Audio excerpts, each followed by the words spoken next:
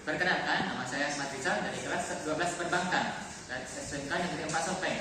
Hari ini saya akan mempraktikkan cara untuk menghitung uang menggunakan mesin uang portable. Pertama-tama, tekan tombol switch off ke on di belakang mesin. Untuk menghitung, masukkan uang pada mesin. Untuk mengetahui apakah ada uang palsu pada mesin tersebut, tekan tombol UV.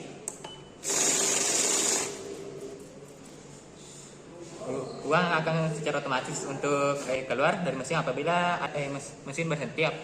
Uang terakhir yang keluar dari mesin tersebut adalah uang palsu. Sekian dari saya tentang cara menggunakan mesin uang portable. Assalamualaikum warahmatullahi wabarakatuh.